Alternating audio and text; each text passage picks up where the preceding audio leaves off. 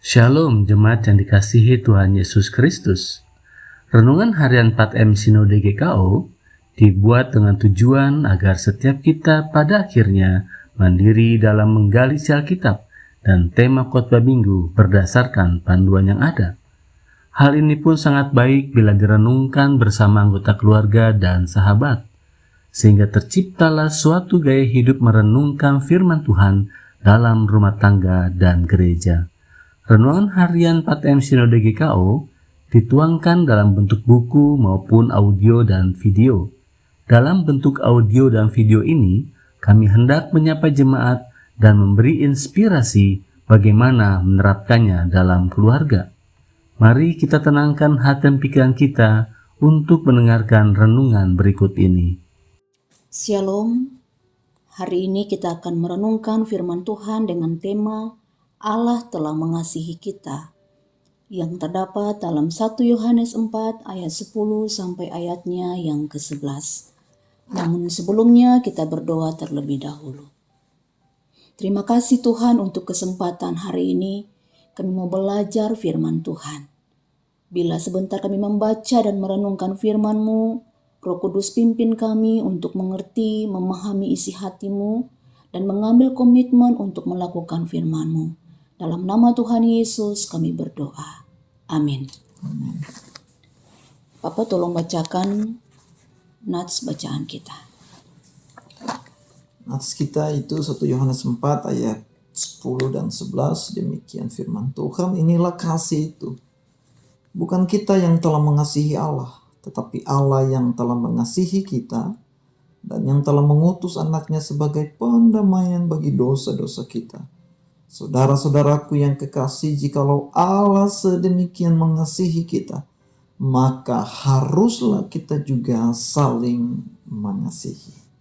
Nah, sekarang kita akan belajar menggali isi firman Tuhan berdasarkan pertanyaan-pertanyaan dalam renungan 4M Sinode GKO. Yang pertama, apa kasih itu dalam ayatnya yang ke-10? Bukan kamu yang mengasihi aku, tapi aku yang mengasihi kamu. Ya, itulah kasih Allah. Allah telah mengasihi kita dan tindakan kasihnya itu diekspresikan dengan mengutus anaknya untuk menyelamatkan kita dari segala dosa-dosa kita. Nah, pertanyaan yang kedua, apa tanggapan atau respon kita terhadap kasih Allah itu? Kita juga harus hidup untuk saling mengasihi. Betul, saling mengasihi. Namun harus terlihat nyata dalam kehidupan. Nah, apa wujud nyatanya? Nah, wujud nyatanya adalah kita harus peduli dengan kebutuhan orang lain. Nah, kalau orang lain sedang membutuhkan kebutuhan atau datang meminta tolong kepada kita dan kita mampu untuk melakukannya, kita harus peduli, kita harus memberikan kasih kita kepada orang lain. Kemudian peduli terhadap penderitaan orang lain. Ketika kita melihat ada sesama kita, saudara kita yang sedang menderita, yang membutuhkan pertolongan kita, mari kita nyatakan kasih kita.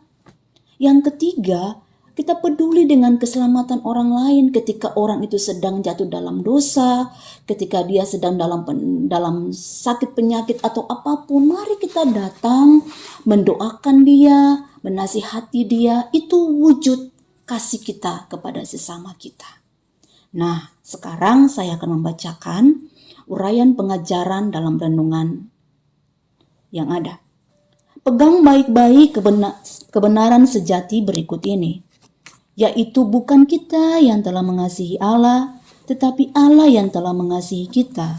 Betapa mengharukan dan bersyukur punya Tuhan seperti Tuhan kita, yaitu Allah di dalam Yesus Kristus yang telah mengasihi kita, padahal manusia tidak layak untuk dikasihi karena dosa dan pemberontakan terhadap Allah dan perintah-perintahnya. Namun ia tetap menunjukkan kasihnya dengan cara mengutus anaknya sebagai pendamaian bagi dosa-dosa kita. Dengan satu tujuan, kita diselamatkan hidup bersamanya.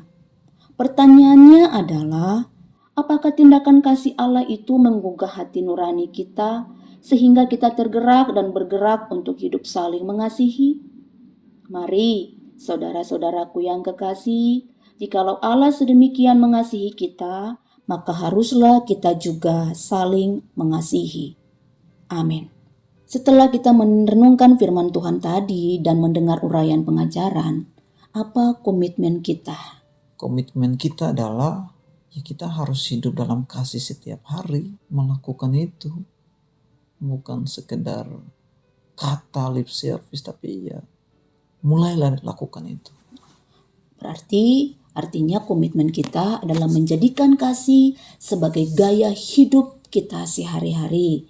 Yang itu harus diwujudkan dalam keluarga, antara suami, istri, orang tua kepada anak, bahkan dalam komunitas, bahkan dimanapun kita berada, kasih itu harus kita tunjukkan sebagai gaya hidup kita. Itulah komitmen yang harus kita bangun. Amin.